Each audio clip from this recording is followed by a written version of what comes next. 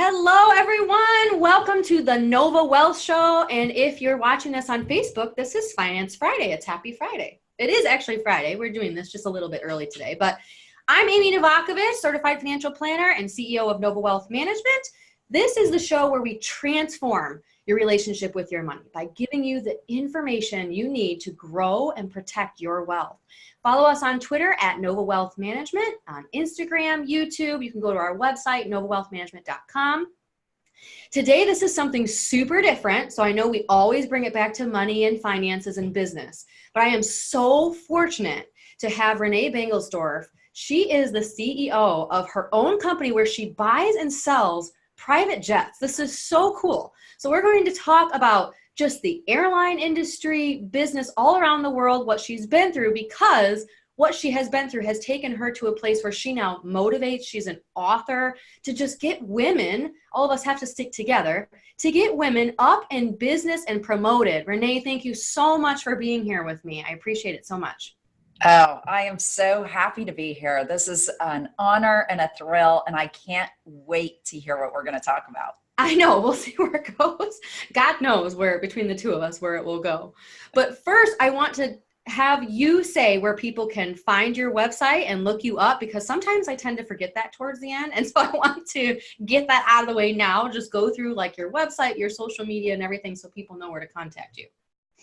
My website is reneebengelsdorf.com, and it's RENE Bengals, BANGLESDORF.com. You can also find my business website at wepush10.com, and there is a story behind that.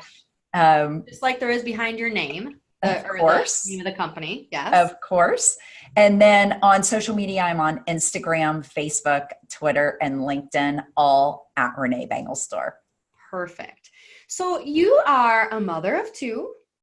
You have been in corporate America. You have been through so much. Like, how did you get here? Like, tell us just a little bit about your story. Tell everybody about how you got here. Oh my gosh. It's a little bit of a crazy story because I dropped out of college to start a family and then was a stay-at-home mom for years.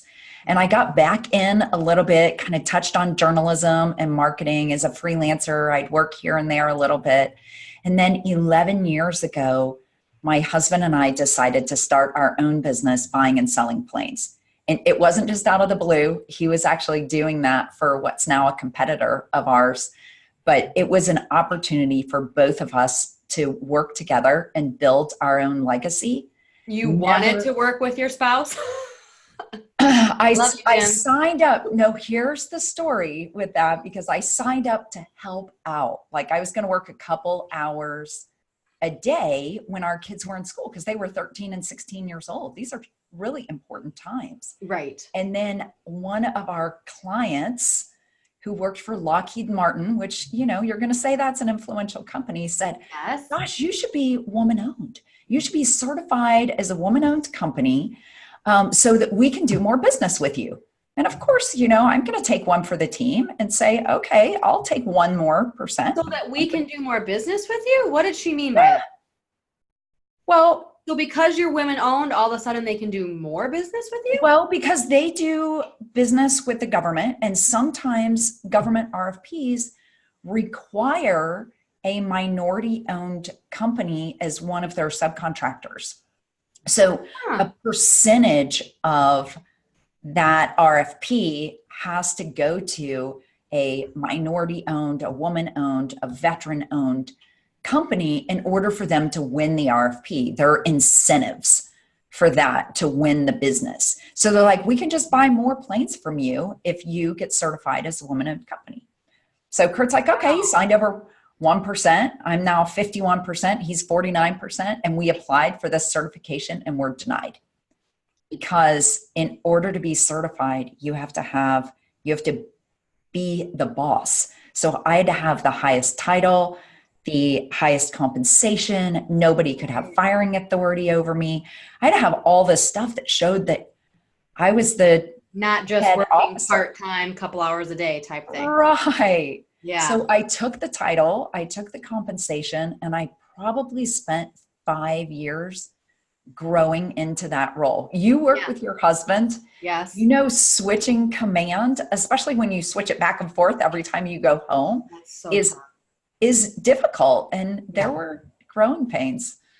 For sure. Yeah, pressure on the marriage, on home. I mean, you have two teenagers. I mean, it's just nuts. So, like some of your clients, like you the transition that I know I had to go through from being like in corporate America to then being my own business owner was how you present yourself, like the confidence that you present yourself to like a Lockheed Martin or like you're used to just being like one of a team and then all of a sudden you're the person in the forefront like winning the business. That takes time grooming somebody to actually have that confidence. And I think that's what you teach women about too. Like when you speak and when you wrote your book, like, talking about being mediocre. I think that women are sometimes scared to step out of that. Absolutely. It takes a lot of guts, and it takes a willingness to fall on your face and get back up again and put yourself in the exact same position again, knowing you might fall on your face again. And you really just have to say, you know what? I can't fail. Like Yeah. I can keep trying, but failure is not an option. And when you can't quit because you own 51% of the company, you put yourself in a place where you're like, okay, well, I can't just walk away from this. I'm going to have to figure it out. And Yeah. having that attitude or putting yourself in that position so that you're forced to have that attitude sometimes helps. Well, I think of it sometimes as like comparable to parenting because no matter what you do, you have to keep parenting. Like whether you think you're doing the right or wrong thing, it doesn't matter because tomorrow you're going to wake up and you're going to still have to parent. Like their life goes on, their life transitions, they become adults, but you're still parenting. Like it just never ends. You don't have a choice but to parent. Like even when we get in our worst times, like sometimes obviously I'm sick or, and you want to just lay down and die. And yet you have two toddlers tugging on you. Like you can't, like sometimes you just don't have an option. And I think of it sometimes like that. Like you have to have that mentality that you don't have an option. Like you have to keep going. And that's so great. And one of Right. the other things, or go ahead. I was just going to say that's one thing that we have the luxury of changing, especially with the job market as tight as it is right now. I Yeah. was at a conference earlier this week, and one of the women was talking about every 18 months she considers changing jobs. And I was like, wow, sometimes I wish I had that luxury. However, I've become strong and I've had the ability to flourish because I've stuck things out and Right. haven't made things temporary in my life. And, that That's good. plays over into everything. It plays into your marriage. It plays into your Definitely. relationships with your parents and your kids and all sorts of other things. For sure. Yeah, I think that's a trend that most people should stick with. If you're just joining us on Facebook anyway, on our live, this is Renee Bangelsdorf. We're just talking all things business, but most importantly, we're going to get into right now aviation. Her study is just buying and selling jets, which is so cool. She has so many cool stories, but we're just kind of talking about how she got to this point. But when you are in business and you're picking your clients and you are one of, would you say, two women in the world that really own their companies doing this that you know Right. of, That's right? right. There are a handful of us. I would say maybe 20 or so of us in the world that are women that do this or have been doing it for any amount of time. As far as I know, and I could have missed one here or there, but there are only two of us that own our own company doing So this. when you say like do this, so like for instance, I told you about somebody that I knew that was a salesperson for a large jet company. Like it's just mostly male dominant, right? Is that what you're saying? Like it's just mostly males selling those jets? 99%. And one of the reasons for that is because it's a very unregulated industry. So, in order to be a financial advisor, you had to take some tests, right? You had to Right. take some classes, you had to learn some stuff. Right. We don't have to.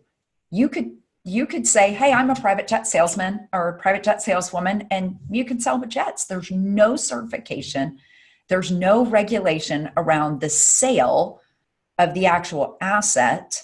Lots of regulations with the FAA and import, export, and Patriot Act and all that kind of Yeah. stuff that you face But as there's well. no certification. None. So it makes it so that you really have to do this with a lot of grit and a lot of grace. How did you get into that? Well, my husband pulled me in, right? He decided that he wanted to sell big ticket items. And he decided that he thought it would be great if I came along and helped because our skill sets complement each other. I'm a You detail really didn't get person. into it like just for like, oh, I have a passion for aviation. Like you just got, okay. Yeah, that's so No, easy. I That's do now. I absolutely love right. Well, aviation and you now, said but your whole family's in aviation, like your daughter's going to absolutely. flight school, like everybody is passionate about it now. Yeah, So how that's did right. you learn about the jets? Like, so did you just like, because a lot of people don't enter into a career because they do feel like they don't know enough. Or like I hear all the time, I'm just not good with money, or I don't know enough about money, or you're speaking a foreign language to me. You don't know, I don't know enough to even understand what you're saying. And I can imagine, like, if you got pulled in, like, did you have to learn about the planes? Like, you had to kind of self-teach then. If there's Oh, no yeah. certification, There's a lot. And on a private jet, there are say between 1 million and 2 million parts. And some of them are rivets, hold things together, and there are a lot of those, but there are right? so many parts that you have no idea what they do. And I still learn something new every day when I'm doing this. So you have to be willing to ask a lot of questions. You have to read a lot, and you really have to be open to pursuing learning every day. And that's not just for what I do, that's for anyone, anywhere, because technology changes so fast. There's no way what you learned in school is going to be enough to sustain you in your career. Right. So when you're selling, and do you sell mostly to commercial clients, or you had mentioned in one of your speeches that it's mostly small and mid-sized business owners actually. So tell us a little bit about the market. Like let's switch a little bit gears and start talking about your actual business. So what would you say, I don't even know the right question to ask, but what would you say is is there like a number one product that you sell, or is there just a whole array, like, so tell me a little bit about that. Well, it's a little bit about buying a house, right? If you pick the right house for the family, and with a plane, you pick the right plane for the mission and budget for that client. So you And can sell like multiple brands. Is that what you're saying? Like you kind of, yes, okay, okay. I'm a broker. Gotcha. So yeah, I represent equally buyers and sellers. That's so And cool. then I sell all sorts of different brands. So Gulfstreams, you and I talked about Yeah. before, Learjets, King Airs, helicopters. We've sold all sorts of different Wow. kinds of planes, aircraft over the years. And I've so never even sat back and thought about it like that there's a plane broker. I've never even, do you know what I mean? that's me. But you're right. Like it is a big purchase. It's sometimes more than a house. So a lot of times more. Right. Most of the time. Yeah. Unless you have a really amazing house. So we sell things from just under $1 million to 60 or 65 million. Wow, that is crazy. So uh, do you sell only in the US or is it worldwide? How do you find your clients? My gosh, I just have so many questions like spinning through my head. How do you It's find your clients? worldwide. It is worldwide. We've sold in 11 years, we've sold planes, bought or sold in 43 different countries on 6 continents. Wow. Um, Usually our business is 50% domestic and 50% international. Okay. Right now, it's more domestic because the dollar's really strong Right. and there's some political upheaval with Brexit in Europe that's kind of making people hesitant to buy over there. There are some trade conundrums going on with China There is? um, that have maybe slowed down some purchasing over there. So there are things, external factors, but the economy is doing so well in the U.S. right now that our sweet spot, which is small and mid-sized business owners, are making business expansion plans right now. And I'm sure you advise on taxes, or at least tell people that they need to get advice on taxes. Yes. And something that President Trump and the Congress did in 2017 has a huge impact on my business right now. Okay. And that's that it's usually when bonus depreciation comes into play for equipment purchases, which it did under President Bush and under President Obama. It's bonus depreciation for new equipment. But what this tax reform bill did was say that there's bonus depreciation. So you can write off in the first year business purchase of new or pre-owned equipment. So if you own a small business and you need a plane to get between 2 or 3 different plants, and you spend $4 million on a plane, you can write 100% of that off this year. In year one. In year one. I just have a client tell me about this, and I was like, that sounds too good to be true, because he went out and he said he bought a plane for tax purposes. I'm like, give me a break. You bought a plane for tax purposes. Okay, so let's talk about, the cost of the plane. Let's talk about your tax write-off. And I was doing the numbers. I was like, that's amazing. How can you write off that much? I talked to his accountant. I'm like, I need to talk to your accountant. That's crazy. Right. No, it's true. And that's good through 2023. Right. So that you'll be able to write off 100% of it in the first year if you want to. Some of our clients still choose to write it off over a 5-year or 7-year period, because that's better for their business tax planning. You don't have to write it off in the first year. Of course, it depends on the income in the first year, right? If you have a windfall contract signed and you're expanding your business rapidly, it may be good to write it off in that first year. Yes, excellent. So when you bring clients together and you say, okay, this plane makes most sense for this client, does your relationship continue with the clients? Is it more of a one-time transaction? Like with real estate, sometimes the broker stays involved because people buy and sell homes, a lot. But I guess it just depends on the client, right? But are you building relationships? Like you're just like any other business owner, well, you're building relationships, right? Of course. And most of our best clients come from word of mouth. So it does make a lot of sense to, even if that person may only buy a plane every 7 to 10 years, as soon as you know that I own a plane, if you're thinking about buying a plane, you're going to ask me about that. And so there's lots of word of mouth referral that goes on, because there's not a ton of information available on how to buy or sell your plane. No.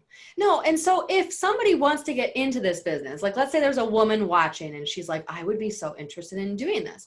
Like, where do they even start? You know what I mean? Like, how is there a aviation broker association, or is there, No, there's not. I mean, you really have to target a company that you want to work for and somehow start working for that company. I will say that it's a super long sales cycle, and you very much start at the bottom. So you start at almost a poverty level salary, and most people, it takes 6 to 12 months to get their first sale that they're even a part of. And so most people start out doing analysis or research at, maybe $30,000 a year plus some sort of commission or bonuses. You start. That's how you learn the business. Like, you almost have to do that in order to be successful. That's just the stepping stone that, no matter whether male or female, that you just have to do sometimes to learn the ropes, Right. So speaking of male and female, so let's talk a little bit about just your book, especially, and like the speeches that you do, and you talk about, not being mediocre and helping women get out of that mediocre plane and stepping up to either be a business owner or getting promoted, or, let's talk a little bit about that. So for those women listening, Renee actually does speak a lot and writes about just empowering women and getting us to stick together and allowing women to kind of step out of the status quo. So Renee, why don't you talk a little bit about when you're talking to, first of all, do you consult with women on a one-on-one basis, or it's more of you speak about it? I don't. I do have some people that I mentor, Okay. informally, and a couple formally. And then I have written I have two books. Actually, I have a new one that just came out last month. So my first Oh, one is wow. called Crushing Mediocrity. Right. And then the newest one is called Stand Up, How to Flourish When the Odds Are Stacked Against You. So the Perfect. first one I wrote with a friend of mine who's in the automotive industry, and we discovered, as you and I discovered when we were talking earlier, Yeah. that the obstacles that women face are the same in male dominated industries. Largely it's the same unconscious Across the bias, board. Yeah. right? It's the same. You really need to be assertive. You can't back down. You can't give up. You have to stick things out. Right. So those things go across all male dominated industries. And then in Stand Up, my publisher said, "Hey, I really want to know what makes you tick. I want to know when you failed, what that looked like. Like, what did Yeah. your life look like when you lost all that money organizing helicopter shuttle for the Formula One race?" And I'm like, "Girl, I didn't get out of bed for 3 days. I didn't even take my pajamas off. I'm not sure I brushed my teeth. I can't remember." And she was like, "Yes, that's what I want to know. What does it look like in the nitty gritty of failing and getting back Valley, like up? in the Um, depth of the valley. Dealing with hypocrisy at work, because golly, we're our own worst enemies, because lots of women talk out of one side of their mouth about empowering women and then go stab them in the back when they get the chance because they're jealous. And so Right. how do we deal with that as women is something really important. There's been a ton of talk about sexual harassment at work in the last few years. And Yeah. how do you handle that, and how do you set yourself up so that you're not vulnerable to that? Because we can do things to safeguard ourselves Of to a course. large extent, or we can kind of let things slide and put ourselves in a position where now all of a sudden we're in a difficult place dealing with something like this. Or So you I can talk let about it all those define things. you. You can let it define you. Like, Right. go through something like that, and you can either sit and let it stress you out and let it prevent you from being better, or you can let it motivate you to be like, I want to get out of this position so it doesn't happen to me again, or I want to, like you said, then put in some safeguards so this doesn't happen to me again. Or you can let it motivate you to be better, to help more women, to just be bigger than just the one problem that happened to you. I feel like that's sometimes we fall into that hole of just feeling like the victim, and then being the victim, and then getting depressed because we're the victim, and then being isolated because we're a victim, and instead of letting it make you stronger and helping other women. But sometimes that's just not women's personality. Like, do you find that, like, when you're speaking, I would imagine, well, I know when I speak sometimes, and I told you a little bit about this, but like a lot of people will say, I don't understand what you're saying. Like, you're speaking another language to me. I'm just not good with money, or I don't understand what you're saying. And they let that discourage them instead of motivate them to learn more, to want more, to then help others, like, but some people just, it's not their personality. So how do you draw that fine line between, okay, it's just, this isn't their personality, and we have to find a different way to just make them be the best at what they're doing in their current role, or I want to push this person to the next level because they could be so much more. You don't want to push someone that could just be very content where they are. Do you know what I'm saying? Yeah, and I'm sure you're probably feeling the same way about this that I am. Those are not our people.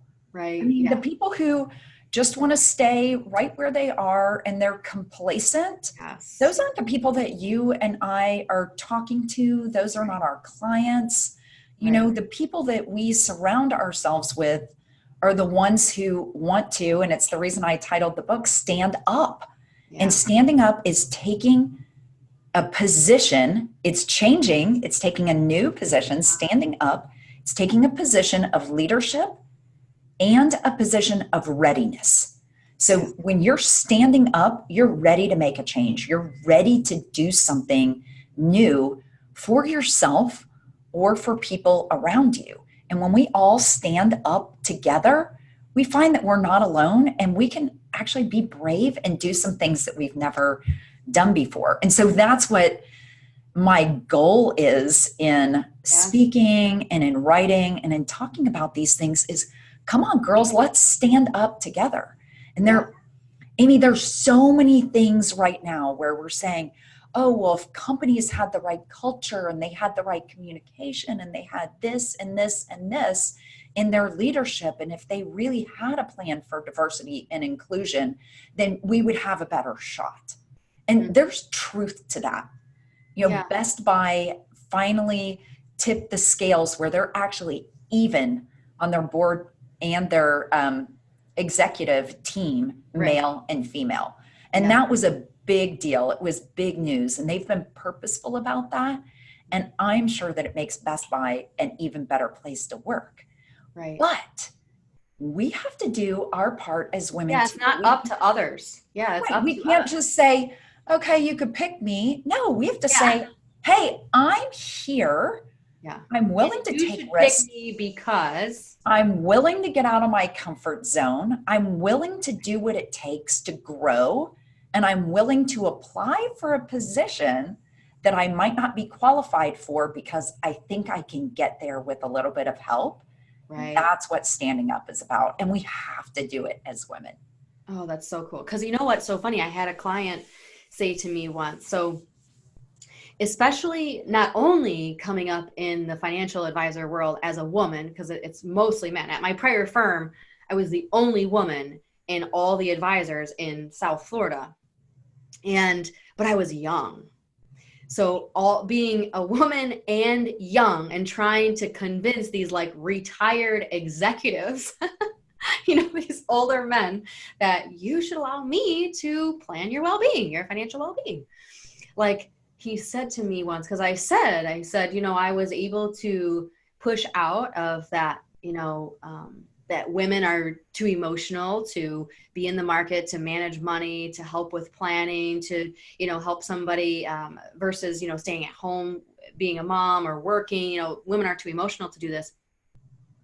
And I said, I was able to push through that and I was able to own my own company. And he said something along the lines where, well, there's a lot of jobs that men don't want to do either. There's a lot of jobs that, like women, mostly teachers are mostly women, or most, what was another one that he said? Something, like daycare teachers are mostly women. Like there's just some jobs that men aren't a good fit either. And at first I remember being like kind of offended. And I remember thinking, wow, like the nerve of him saying something like that. And then after I think about it, I was like, that is truth. Like there is just some things that men are better at, and there's some things that women are better at. But I think the ultimate fundamental baseline that you are saying and that you are pointing out is that if you want something, you have to go get it. Right. Like, absolutely. Don't be defined by the world around you. Or is it a male dominated industry? Or is it a female dominated industry? Or am I qualified or am I not? Like, if you want it, go get it. Well, the great thing about being a female in a very male dominated industry is that when you walk in a room, you automatically stand out. You're not. That's so true. There's no doubt about that.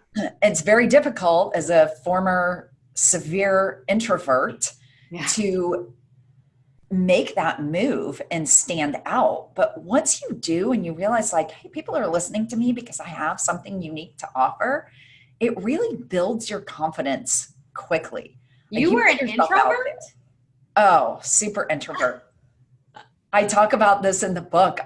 My husband and I, when we were first married, we've been married 28 years. Wow. Congratulations. Thank you. When we were first married, we would go to parties and I would leave crying because nobody talked to me at the party because I was like hiding in a corner behind a plant and he was the center of attention because he's a total extrovert. And I had to push myself out of that and say, you know what?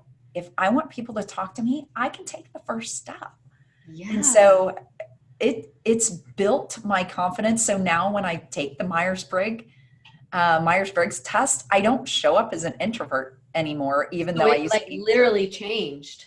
I've literally changed, but it's because I've forced myself to come out of my shell. And then I surround myself with people who are extroverts and pull me out of my shell as well. But how did you force yourself to come out of your shell? Like, give us some examples. So if I went to a trade show and I was at a cocktail party, I would introduce myself to somebody that I didn't know. And in fact, I would introduce myself to somebody that I didn't know, but that I knew was a leader in the industry. And being able to have that person acknowledge me was huge. This happened, we were in Geneva, my husband and I introduced myself to the head of lending for aviation lending for Bank of America. And he managed a $6 billion portfolio at the time. So that's not a, insignificant person in the industry. No.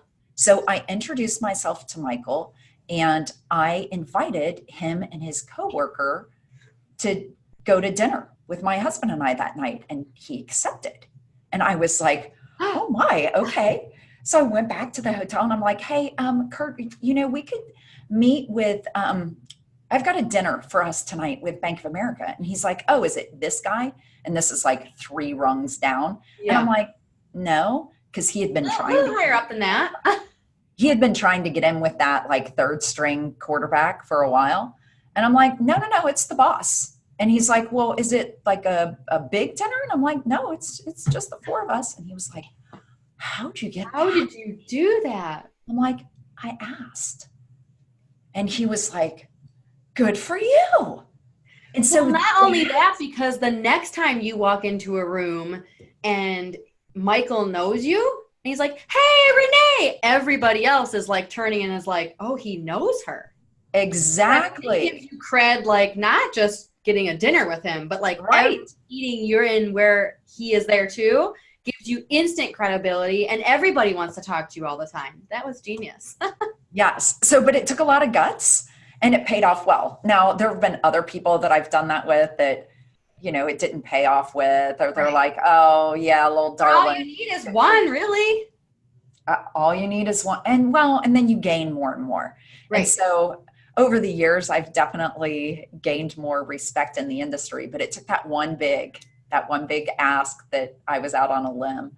And that it builds your confidence. It helps you be better. And I was offering to take him to dinner. So it wasn't like, hey, I need something from you. It was, I'd love to get to know you a little bit better. Can I take you and your coworker to dinner with me and my husband? So it was completely appropriate. And we've become friends over the years. He does not work at Bank of America anymore. He's the CEO of an aircraft manufacturer, but still a good friend. Still a good connection to have, especially in your business. Absolutely.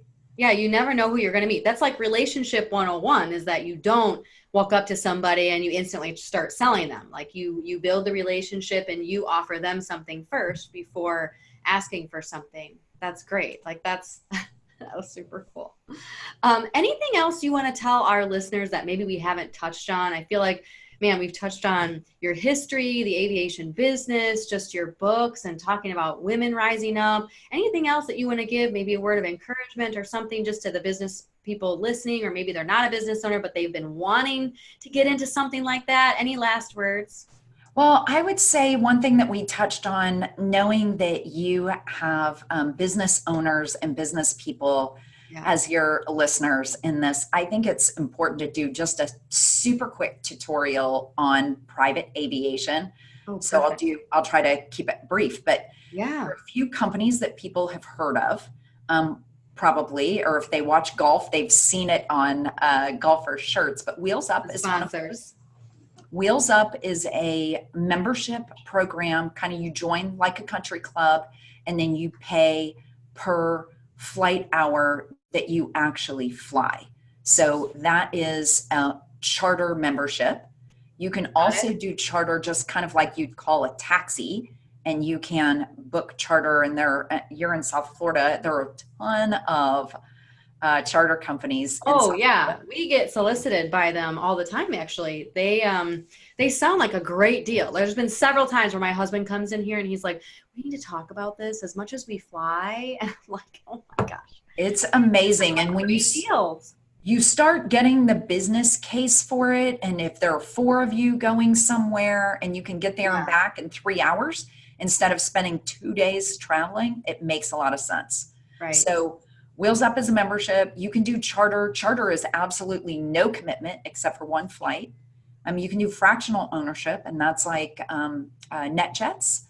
Okay. There's also an option. That's the one. That's the one I think we've talked about before. Yes. And then I sell the whole plane, but I consult with people on all of the other options as well, because everyone starts out with something smaller than buying a whole plane.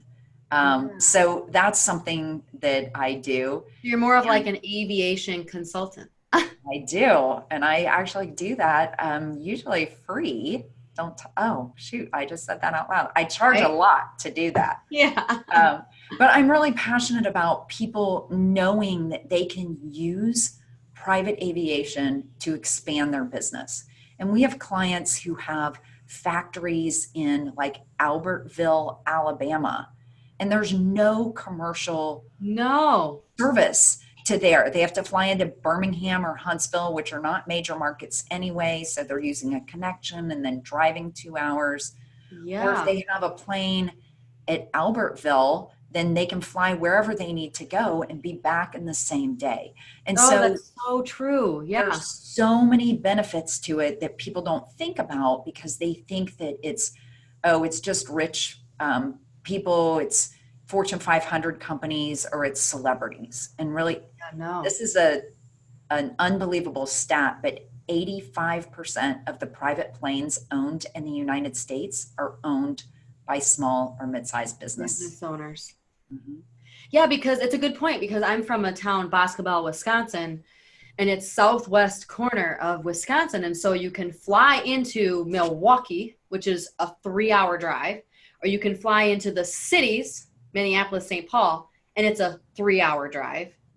Madison is only about an hour and 45 minutes away, but it's a super small airport anyway. So you wouldn't really fly into there unless you're going to have a layover, and then it's a long day of traveling. So it's like, but Boscobel has this little airport that private planes can fly into. So Right. So in the US, there are 500-ish airports that have commercial service. So, the feeder airlines for United or American fly into them, 500 of those.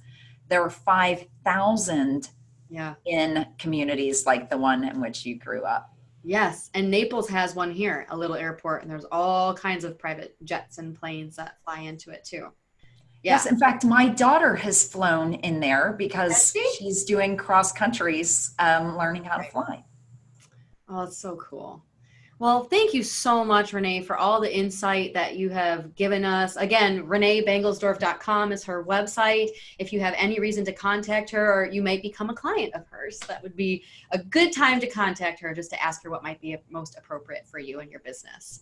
Thank you, Renee, so much for being here. I appreciate you. Have an awesome weekend. Happy Friday. And hopefully we'll see you again soon. Absolutely. And a happy Mother's Day. Oh, yes. Happy Mother's Day to you, too. I can't believe I forget that that's this weekend. Yeah. I mean, you got a lot of kids to celebrate you, Mama. That's why I forget, because my days all mesh together. All right. Thank you so much. Thank you.